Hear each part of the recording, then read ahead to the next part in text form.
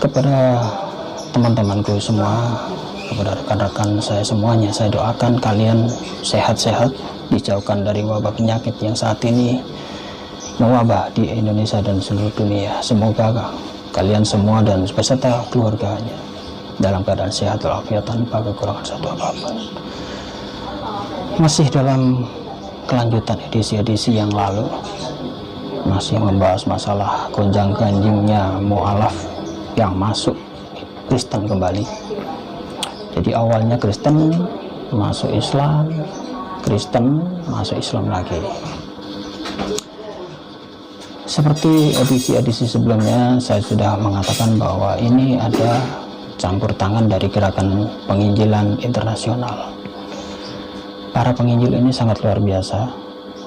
Jadi mereka sangat luar biasa bergerak untuk mempengaruhi umat Islam di Indonesia terutama. Bagaimana caranya? Mereka adalah mempengaruhi tokoh-tokohnya. Pertama kali dia menjaring seorang tokoh yang bernama Saifuddin Ibrahim, yang saat itu menjadi bendahara di pondok pesantren Al-Zaitun.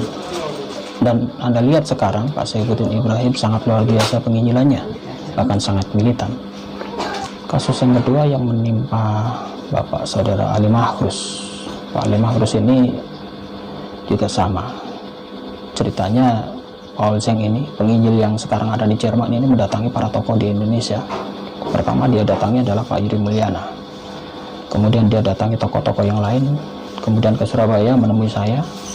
Kemudian menemui Pak Menahem Ali, yaitu yang mantan Kristen dari Ortodok. Kemudian menemui teman-teman dari AWF dan juga menemui Pak Ali Mahrus. Tujuannya waktu itu adalah untuk menyusun disertasinya S2 di Jerman. Dia ngakunya kepada saya adalah waktu itu.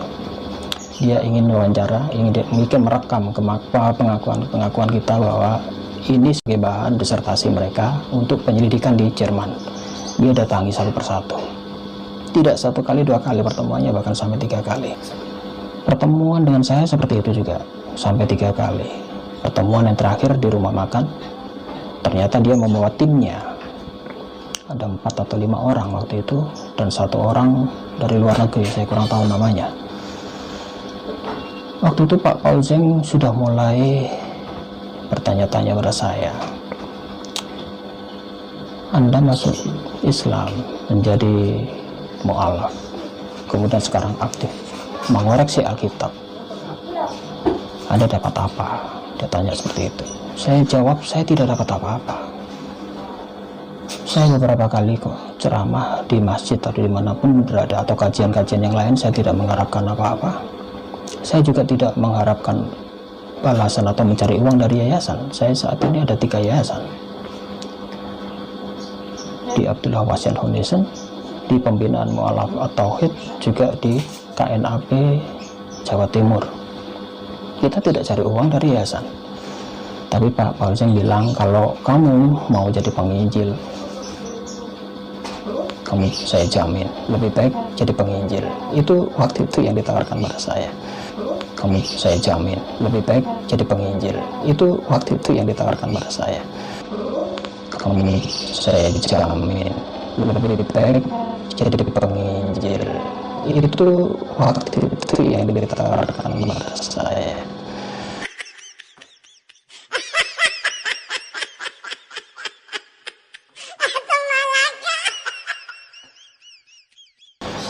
Dan tawaran ini juga kayaknya juga diutarakan pada Pak Ali Mahrus. Waktu itu Pak Ali Mahrus sudah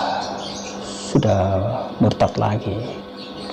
Ya, meskipun waktu itu belum ada buktinya, tetapi setelah intens didatangi diinjili oleh Saudara Paul Zeng ini mulai tahun 2017.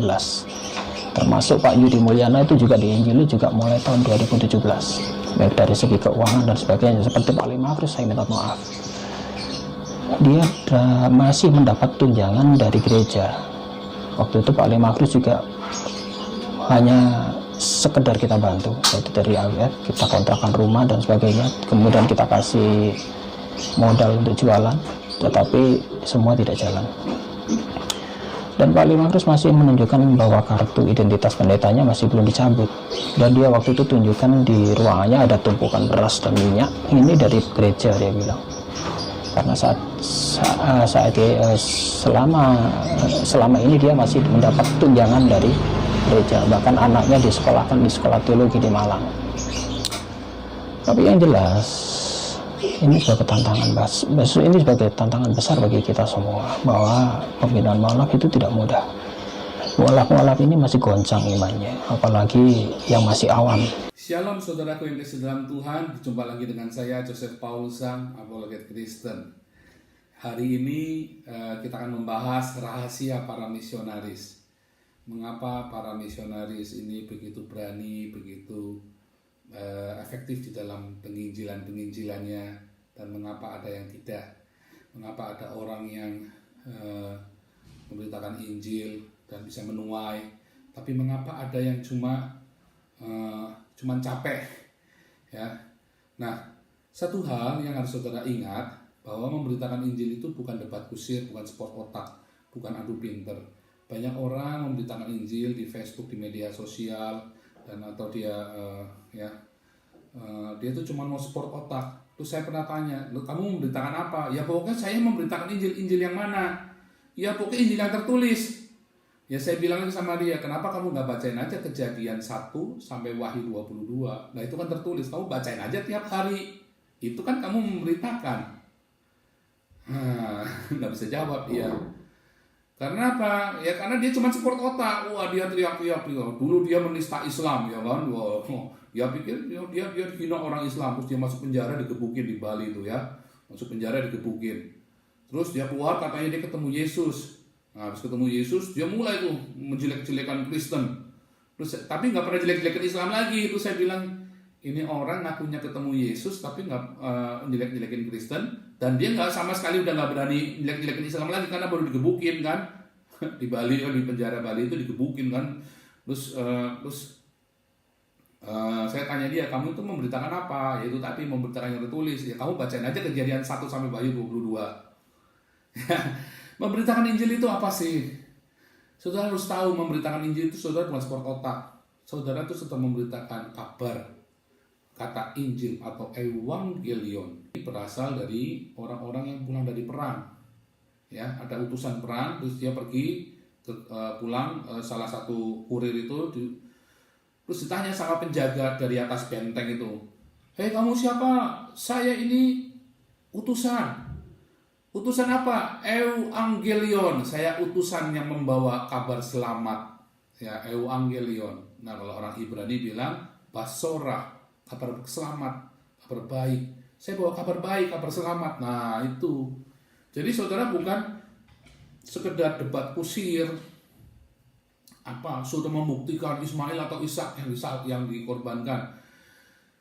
Bukan debat kusir seperti itu. Memberitakan Injil adalah memberitakan kabar selamat. Apa sih? Yohanes 3 ayat 16, ya, Roma 10 ayat 9. Karena begitu besar kasih Allah akan dunia ini sehingga ia mengaruniakan anak yang tunggal supaya yang percaya kepadanya, Yesus Kristus, jangan binasa, melainkan beroleh hidup kekal. Ya. Caranya gimana? Percaya bahwa Yesus, di dalam Matius 20 ayat 28 juga jelas Yesus berkata, anak manusia akan mati disalibkan menjadi tebusan bagi banyak orang, ya. Jadi yang kita beritakan adalah salib Yesus, penyaliban Yesus dan kebangkitan Yesus. Nah kemudian kita membuat satu closing, ya. Roma 10 ayat 9, barang siapa mengaku dengan mulut bahwa Yesus adalah Tuhan, Kurios, Master, Lord. Kalau dia Master berarti kita adalah hamba, kalau dia Tuhan kita hamba. Ya, hidup kita terjual habis. Kenapa? Karena Yesus sudah membeli hidup kita dengan darahnya yang amat mahal. Darah anak domba yang suci mulia, yang maha suci dan mulia. Jika engkau mengaku dengan mulutmu bahwa Yesus adalah Tuhan dan percaya bahwa El membangkitkan Yesus dari orang mati, maka kamu akan diselamatkan. Itu penting, ya. Nah, kemudian apa sih rahasianya? Mengapa ada orang yang berhasil? Karena tadi, saudara, nggak dapat kusir. Orang-orang yang berhasil ini adalah orang-orang yang dia tahu apa yang dia beritakan, dia tahu apa tujuannya. Dia nggak mau, bukan tukang debat kusir, ya. Sekalipun sebagai seorang pemberita Injil, saudara harus mengerti, bisa berapologetika, karena Di dalam Filipi 1 ayat 7 dan di 1 Petrus 3 juga jelas, siap baik atau tidak baik waktunya membela, memberi jawab. Paulus berkata, aku membela Injil. Kita membela Injil itu dengan berapologia, ya. Nah, memang bagian dari apologia adalah sebuah perdebatan, tetapi bukan debat kusir. Debat kusir itu artinya menang-menangan, sama-sama udah nggak pakai sudah pakai emosi, udah ngotot-ngototan. Nah, kalau sudah ngotot-ngotot itu tinggal aja, ya. Kita sedang bertukar, kita memberitakan, kita berapologia menjawab. Nah, saudara, di dalam 6 kesalahan memberitakan Injil, saudara bisa cek di situ. Saudara hindari 6 kesalahan itu. Yang pertama, 6 kesalahan memberitakan Injil. Ya, nanti saudara buka simak videonya 6 kesalahan memberitakan Injil. 6 kesalahan di dalam memberitakan Injil. Nah, kemudian rahasianya apa supaya saudara sukses? 1, saudara harus benar-benar punya hati yang mengasihi orang yang sedang saudara beritakan. Jadi saudara bukan saudara lagi mau pamer hebat bahwa saudara jago Alkitab, omong kosong, ya. Kalau saudara mau tahu orang-orang jago Alkitab ada di Jerman. Mereka orang-orang teolog liberal, mereka jago sekali, ya. Mereka hafal Alkitab di luar kepala, bukan cuma pakai bahasa Jerman, tapi pakai bahasa Ibrani dan Yunani. Karena ada satu SKS, 16 SKS. Mereka belajar Yunani, 16 SKS, belajar Ibrani, 16 SKS, saudara bayangin. Kalau di Indonesia mah cuma berapa? 4 SKS ya, Yunani dulu ya, Yunani dan Ibrani. Ini di sini 16 SKS, coba bayangin. Nah, saudara, mereka apa? Dan mereka menghafalkan Matius pakai bahasa. Mereka bisa hafal satu kitab Matius pakai bahasa Yunani. Ngeri ya, pakai bahasa Yunani loh mereka ngafalin ya. Kalau mereka baca, mereka paling sering ngafalin apa? Kejadian. Kenapa? Karena itu banyak gitu ya. Kejadian sama, kalau saya lupa kejadian lah. Mereka hafal, banyak yang hafal. Yang hafal Alkitab itu banyak dalam bahasa aslinya lagi. Nah, yang saya maksud adalah saudara nggak usah pamer saudara paling jago lah, nggak ada lah orang paling jago, ya. Firman Tuhan itu kalau saudara belajar itu bukan untuk dihafal, paling jago, pamer paling hebat, enggak. Saudara bisa melakukan itu yang paling hebat kalau saudara bisa melakukan firman Tuhan, mengasihi, mengampuni, memberkati dengan konsisten, ya. Itu yang paling benar, bukan cuma dengar saudara pamer hebat, saudara sering debat kusir, rajin debat kusir, enggak. Nah, itu enggak akan menyelamatkan orang. Nah, jadi sukses kunci pertama adalah saudara harus punya hati yang benar-benar mengasihi. Ya. Saudara mengasihi. Kedua, sukses yang kedua, saudara harus mendoakan orang itu. Karena apa? Karena Yohanes 6 ayat 44, enggak ada orang bisa datang kepada Bapa kalau bukan karena Roh Kudus menariknya. Bukan Bapak itu Roh Kudus sendiri kan. Nggak bisa orang percaya pada Yesus kalau bukan karena Roh Kudus. Jadi satu, saudara harus penuh kasih. Memang benar-benar seperti saya ya, dengan saya mengasihi Yudi Mulyana, Ali Makrus dan para mualaf-mualaf yang sedang saya injili, termasuk Edi Prayitno ya, yang sering singgung-singgung nama saya, Hani Christian. Saya mengasihi mereka. Saya belum sempat ketemu sama Hani Christian dan Stephen waktu saya di Jakarta. Tetapi akan ada waktunya saya akan bisa memberitakan Injil buat mereka atau mungkin orang lain. Tetapi apakah saya berdoa? Saya masih berdoa untuk Stephen dan Hani, juga Edi Prayitno ya, Edi Prayitno, ayo. Nah, saudaraku yang kasih dalam Tuhan, jadi satu, saudara harus punya hati yang penuh kasih. 2, saudara harus doakan orang itu. Kalau saudara ingin memberitakan Injil kepada orang tua saudara atau kepada sanak famili, doakan doa puasa dulu buat mereka. Ya. Ketiga, saudara harus jaga hidupmu benar-benar. Jadi jangan sampai saudara hidupnya selampangan juga. Ya. Jadi 3 hal ini penting sekali. 1, saudara harus 3 hal memberitakan Injil penting ya. 1, saudara punya kasih. 2, saudara mendoakan. 3, saudara harus jaga hidupmu. Nah, ada 3 hal ini yang penting semuanya. Tentu saja saudara harus baca Alkitab. Makanya saya ada buka kelas-kelas evangelis dan kelas apologetik untuk melatih saudara memberitakan Injil. Ya. Nah, jadi ingat-ingat ya, kemarin ada 6 kesalahan memberitakan Injil, tapi cuma ada 3 kunci saudara sukses menjadi misionari, menjadi seorang pemberita Injil, misionari, pembawa misi. Saudara nggak harus jadi pendeta, ya. Tapi saudara harus 3. 1, saudara punya kasih yang melimpah. 2, saudara berdoa buat mereka. Doain benar-benar, saudara patahkan kuk Babel, roh Babel, spirit of Babel, spirit of kebebalan dari hidupnya mereka. Ya, spirit agamawi itu ngeri sekali ya. Orang berpikir dia sudah agama, sudah tahu agama, sudah tahu segalanya. Itu harus dipatahkan roh agamawi itu. Nah, kemudian yang ketiga adalah saudara harus jaga hidupmu sendiri. Ya, itu juga penting. Jadi 3 hal ini penting ya dalam memberitakan Injil. Percaya saya, saudara akan cukupin. Nah, saya akan kasih tahu rahasia hidup para misionari. Rahasia hidup para misionari adalah 1, cukupkan diri dengan apa yang ada. Jangan bergaya hidup mewah. Ya, karena gaya hidup Tuhan berjanji kepada kita, Tuhan akan cukupkan kita bahkan dalam kelimpahan. Tapi yang namanya kelimpahan itu relatif. Kalau saudara pengennya selalu kelas 1, naik pesawat kelas 1, naik kereta kelas 1, naik apa semua. Sementara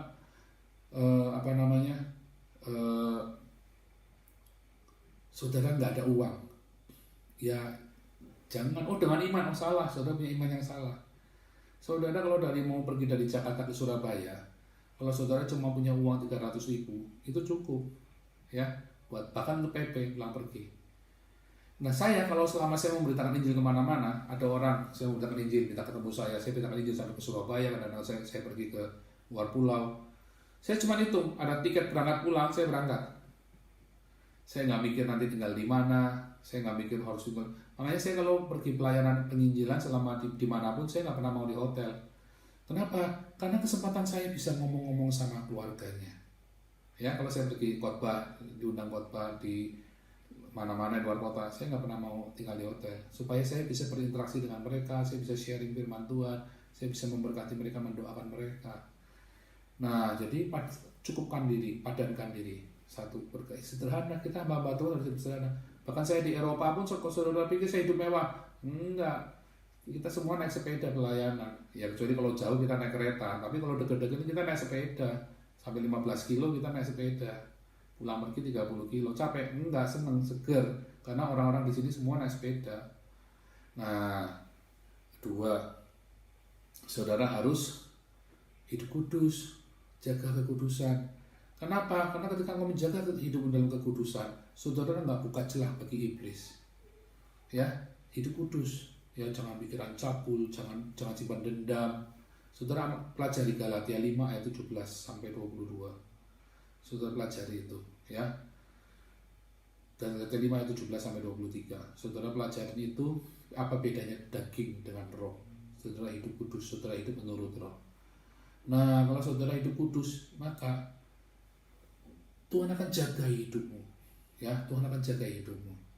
Dan saudara nggak akan buka celah buat iblis, buat saudara jatuh dalam berbagai macam dosa yang lain. Ya, yang itu akan apa? Karena ketiga dulu, ya saya kasih tahu, saudara. Yang ketiga ini, saudara jangan berpikir bahwa urapan itu datang dari pengurapan minyak. Salah, urapan itu datang ketika saudara ketika dagingnya disembelih, ego, kemarahan, dendam itu disembelih. Buat Tuhan, kita korbankan buat Tuhan. Hilangkan dendam, kemarahan, ego kita. Nah, nanti itu kan pengurapan itu akan datang. Minyak itu akan datang mengurapi kita. Nah, ketika minyak urapan itu datang, maka saudara tahu yang bisa, satu-satunya yang bisa membocorkan minyak urapan itu adalah ketika kita hidupnya nggak kudus. Ya, makanya tadi 3. 1, saudara harus padankan hidupmu dengan apa yang ada. 2, saudara hidup kudus. 3, saudara sangkal diri pikul salib tiap hari. Nanti urapan itu datang. Kalau urapan itu datang, yang bisa membocorkan urapan itu hanya ketika saudara hidupnya nggak kudus. Ya, mikir cabul, mikir begitu melihat mau nginjilin, bukan mau nginjilin, tapi saudara lagi ngincer bininya mau ditidurin. Itu jahat sekali. Ya, banyak ya, dan itu hati-hati sekali. Dan saudara kan nggak main-main, Tuhan nggak akan membiarkan diri dipermainkan. Ya, saudara akan tuai kemarahan Tuhan. saudara akan menuai hal-hal yang saudara takut tidak baik. Apalagi saudara sedang di dalam urapan, dan saudara menggunakan urapan itu buat memikat orang kepada diri saudara. Jadi 3 hal ini saudara jaga. 1, ya, padankan hidupmu. Jangan hidup mewah ya, padankan diri. Karena kita hamba Tuhan, kita ini menjadi panutan. 2, kita harus hidup kudus. 3, sangkal diri pikul salib setiap hari.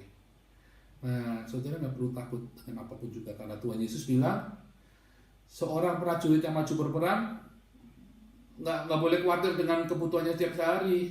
Artinya apa? Karena pasti Tuhan cukupkan. Nah, itu saya bilang tuh sama Edi Prayitno, sebenarnya begini saudaraku, waktu itu kita ketemu, saya undang dia makan di KFC. Kenapa makan di KFC? Karena itu paling dekat rumah dia dan paling dekat dengan hotel saya waktu saya nginep, paling dekat dengan tempat saya nginep, ya. Dan kemudian saya undang Edi Prayitno ketemu, dan saya juga ketemu dengan ada rekan-rekan saya dari Jerman dan juga rekan-rekan yang baru saya baptis yang lain. Nah, kemudian saya waktu itu tunjukkan ke Edi, nih saya baru baptis nih, orang Islam nih, baju sama celana basah. Nah, saya baru baptis orang, saya bilang sama Edi Prayitno gitu.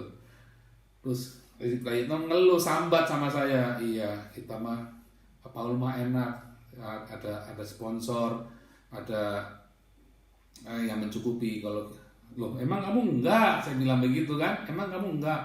Ya kita mah semua begini ya, kadang-kadang saya nombok, hidupnya susah, kadang-kadang kita ya dapur ya, akhirnya kita harus kerja ini kerja itu, yang penting dapur ngebul segala macam. Loh kamu gimana, kamu rajin mengkritik Alkitab, kamu memperjuangkan Al-Quran, emang kamu nggak dicukupi? Nah, saya bilang begitu kan. Oh, gimana sampai mencukupi, sampai peduli sama kita? Nah, dia bilang begitu. Terus saya bilang, oh beda sekali ya. Kalau kita anak-anak Tuhan, kita memberitakan Injil, Tuhan yang akan mencukupi. Makanya saya nggak pernah ngemis sama orang. Coba lihat saudara semua di YouTube saya, di Facebook saya nggak pernah pamer nomor rekening yang mau menyumbang pelayanan, nggak pernah. Saya ada yayasan, tetapi saya nggak pernah ambil dari uang yayasan itu buat diri saya sendiri. Semua uang dari yayasan itu kita sumbangkan ke orang lain, dan itu pun kita nggak pamer-pamerin yang mau menyumbang. Saya nggak pernah cari uang begitu. Kenapa? Karena Tuhan sediakan, ya. Buat diri saya sendiri, saya nggak pernah. Setiap kali saya butuh uang, saya nggak pernah cerita sama teman-teman di yayasan.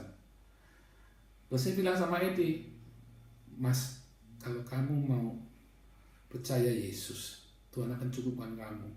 Bukan saya mencukupkan dia, ngawur, duit dari mana saya? Nggak ada. Tuhan akan mencukupkan hidupmu. Kamu tidak perlu khawatir dengan apapun juga. Seperti firman Tuhan berkata, Allahku akan mencukupi kebutuhanku menurut kekayaan dan kemuliaannya di dalam Yesus Tuhan. Itu janji firman Tuhan, bukan janji saya. Emang Edi nggak tahu ayat itu? Itu kan ada di Alkitab itu. Coba Edi Prayitno, kamu cari ayatnya di mana itu. Allahku akan mencukupi kebutuhanku menurut kekayaan dan kemuliaannya di dalam Yesus Tuhan. Ayo, kamu katanya sekolah Alkitab. Itu yang saya ucapkan ke Edi Prayitno, bukan ngiming-ngimingi. Saya kan bilang, saya mengiming-imingi kerajaan surga, kerajaan Allah yang suci dan mulia. Bahwa Yesus adalah Jehovah Jireh, Jehovah Yasya. Yesus adalah Allah yang mencukupi, Allah yang menyelamatkan. Allahku akan mencukupi kebutuhanku menurut kekayaan dan kemuliaannya di dalam Yesus Tuhan. Dan sampai hari ini saya nggak pernah kelaparan. Saya memberitakan Injil, ada saya ngemis dari orang, sepeser pun saya nggak pernah ngemis dari orang. Sepeser pun saya nggak pernah minta sama orang. Kalau orang kasih, itu berkat Tuhan, tapi saya nggak pernah minta. Saya nggak pernah bilang, saya mau berangkat ke Eropa nggak punya duitnya, nggak pernah saya bilang begitu. Tuhan sediakan. Saya nggak pernah bilang sama orang-orang, kasihanilah aku, anakku belum makan, ini kita mau butuh kesini nggak ada biayanya. Nggak pernah bilang begitu. Saya nggak pernah minta uang buat diri saya sendiri. Ya, sekali waktu ada seorang yang dari Padang mau saya baptis, itu saya nggak punya uang. Terus saya sharing sama, ini ada orang mau dibaptis gimana? Ya udah, transfer aja buat beli tiket. Nah, itu saya beli tiket pesawat, bukan buat saya sendiri. Itu saya kasih buat beli tiket pesawat dia, buat ngurus dia selama waktu dia di rumah saya. Semua ya, dia bikin tiket pesawat semuanya, pulang pergi dari Padang ya. itu bukan buat saya mintakan uang. Karena waktu saya nggak pegang uang dan saya ngomong, dan itu kita rekan teman baik ya, bukan saya pengumuman. Nggak pernah saya minta uang buat diri saya sendiri.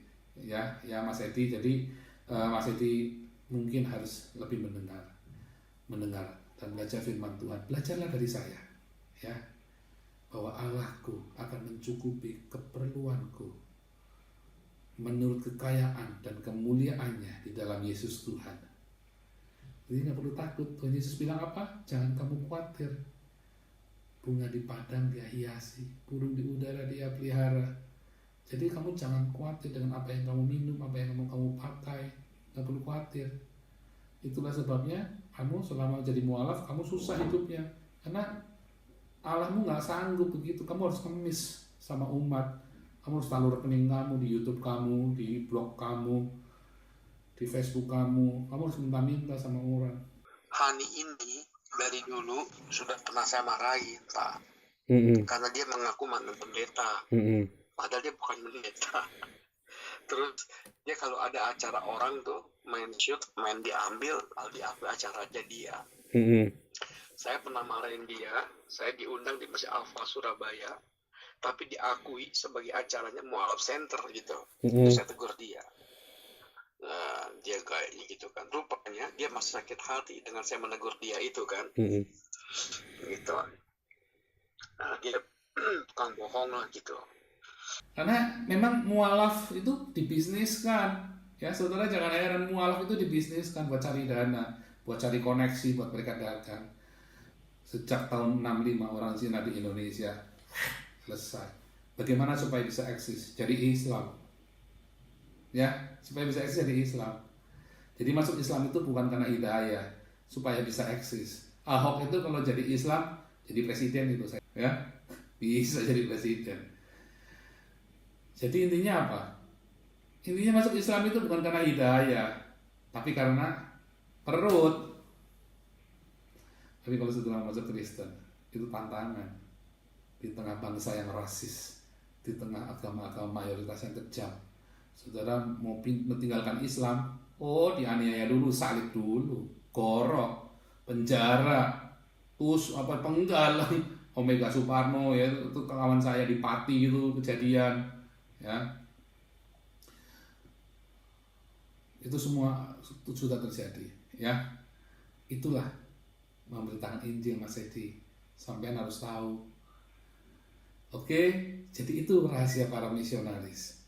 Dan itu benar-benar ya, kalau saudara, saat saya butuh, saudara bisa simak di video saya yang lain, ya judulnya adalah Kuasa Perkataannya Mencipta. Saya berkata dengan jelas, saya ajari anak saya berdoa, Jehovah Jireh, dalam nama Yesus datang, cukupi. Itu benar-benar datang. Perkataan kita mencipta, karena Tuhan beri kuasa buat mulut kita buat menciptakan. Yehi wa yehi, ada maka akan ada, terjadi maka akan terjadi, di dalam nama Yesus Kristus. Begitu ya. Itulah rahasia para misionaris. Makanya para misionaris begitu tangguh, begitu ada. Dia ngelihat, dia punya pengalaman dengan Tuhan sendiri. Dia lihat setiap hari kok. Bagaimana dia nggak percaya, mujizat itu selalu ada tiap hari. Ya, mujizat itu terjadi setiap hari. Bagaimana dia imannya nggak kuat, bagaimana dia nggak penuh dengan urapan, dia memberitakan orang bisa percaya karena dia sendiri mengalami, ya, bukan cuma teori, ya.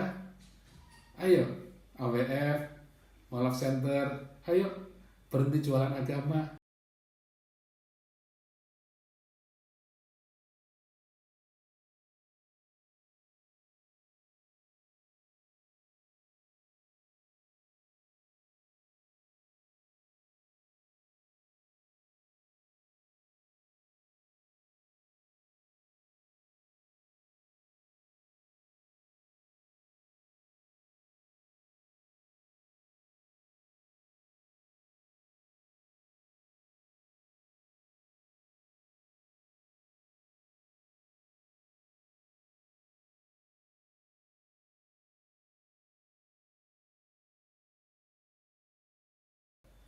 Hai mualaf, hai AWF, Mualaf Center dan AWF, bertobatlah. dalam nama Yesus Kristus saya berdoa. Saya mendoakan kalian bertobat, Tuhan lawat. Di dalam nama Tuhan Yesus, para mualaf ini, ya, saya berdoa supaya Tuhan Yesus melawat kamu dan benar-benar kamu mengalami perjumpaan dengan Yesus. Bukan ilusi, bukan halusinasi, tapi mengalami perjumpaan dengan Yesus benar-benar. Dalam nama Yesus. Terjadi. Semua orang yang menonton video saya yang percaya kepada Yesus, katakan bersama dengan saya, sepakat terjadi. Dan Tuhan akan melawat mereka. Amin.